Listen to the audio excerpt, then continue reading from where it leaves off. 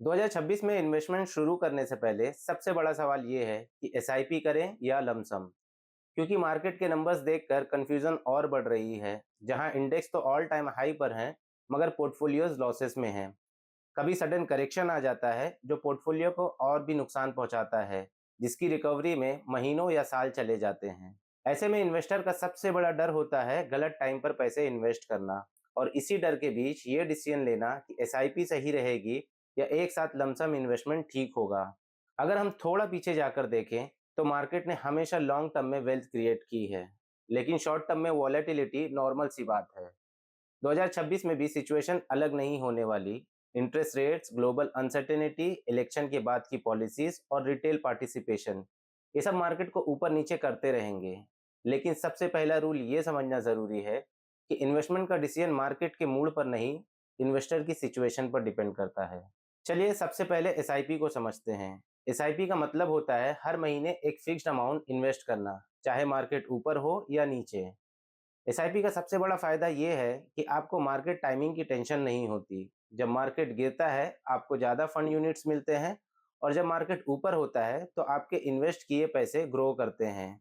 इस प्रोसेस को रुपी cost averaging कहते हैं, लेकिन सिंपल शब्दों में ये डिसिप्लिन और पेशेंस का ही गेम है। 2026 में एसआईपी उन इन्वेस्टर्स के लिए ज़्यादा सूटेबल रहेगी जिनकी रेगुलर इनकम है, जैसे सैलरी, बिजनेस कैश फ्लो या प्रोफेशनल इनकम, क्योंकि एसआईपी आपके मंथली बजट के साथ एडजस्ट हो जाती है।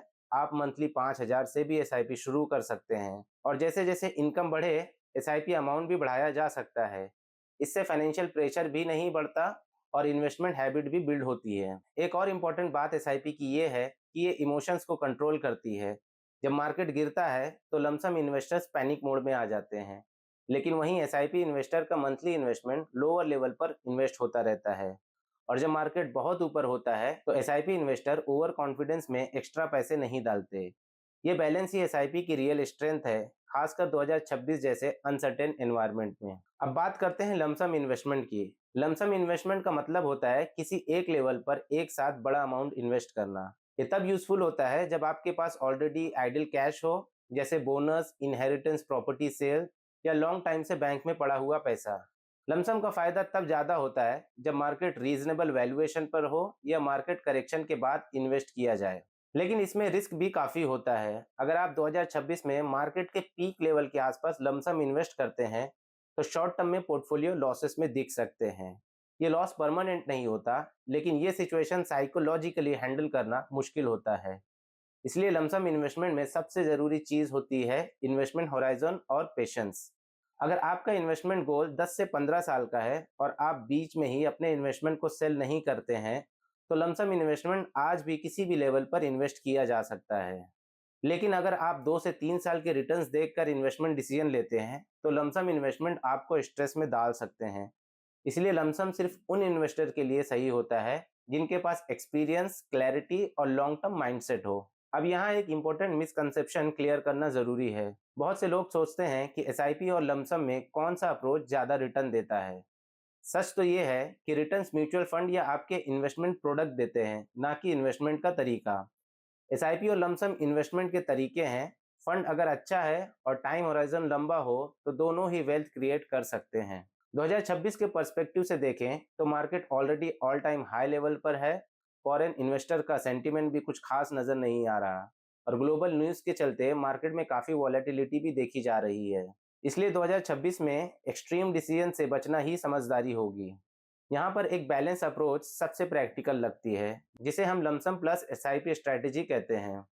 मान लीजिए आपके पास 5 लाख रुपए इन्वेस्ट करने के लिए हैं। पूरा अमाउंट एक ही दिन में इन्वेस्ट करने के बजाय आप 2 लाख एसआईपी के थ्रू 10 से 12 महीनों में इन्वेस्ट कर सकते हैं, और बाकी 3 लाख को 2 से 3 पार्ट में इन्वेस्ट कर सकते हैं जब भी मार्केट में कोई करेक्शन मिले।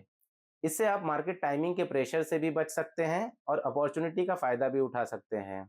अगर आप बिल्कुल नए इन्वेस्टर हैं और 2026 में पहली बार मार्केट में आ रहे हैं तो एसआईपी शुरू करना ज़्यादा सेफ होगा।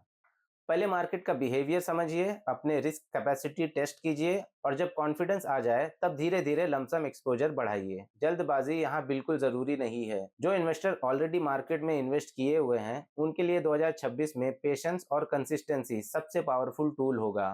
मार्केट न्यूज़ या हेडलाइन को देखकर एसआईपी स्टार्ट या स्टॉप करना नहीं चाहिए। एसआईपी सबसे ज़्यादा पावरफुल तब होती है जब मार्केट बोरिंग लगता है और सब लोग पेसिमिस्टिक होते हैं। एक और इम्पोर्टेंट एंगल टैक्स प्लानिंग का है।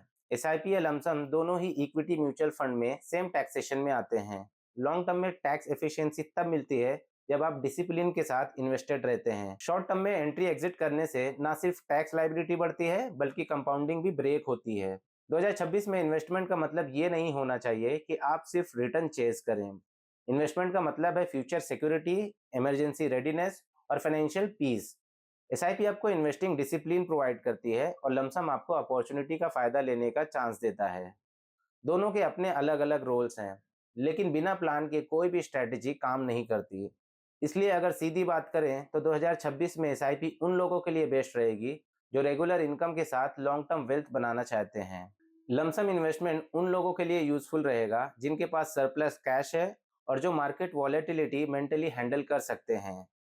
और सबसे स्ट्रांग अप्रोच उनके लिए होगा जो दोनों को स्मार्ट तरीके से कंबाइन करते हैं। आखिर में ये समझना जरूरी है कि मार्केट आपको हर साल नया रीजन देगा कंफ्यूज होने का। कभी क्रैश का डर, कभी रैली मिस कर जाने का रिग्रेट। लेकिन जो इन्वेस्टर प्रोसेस फॉलो करता है वो लॉन्ग टर्म में पैसे बनाता है। इसलिए 2026 के डिसीजन एसआईपी या लमसम का नहीं बल्कि डिसिप्लिन और इमोशंस का होगा। अगर आप भी अपनी इन्वेस्टमेंट जर्नी को सीरियस लेना चाहते हैं तो मार्केट को प्रेडिक्ट करने के बजाय अपने इमोशंस और बिहेवियर को कंट्रोल करना सीखें। एसआईपी और लमसम दोनों सिर्फ एक टूल है वेल्थ बनाने के, असली वेपन आपका पेशेंस और कंसिस्टेंसी है।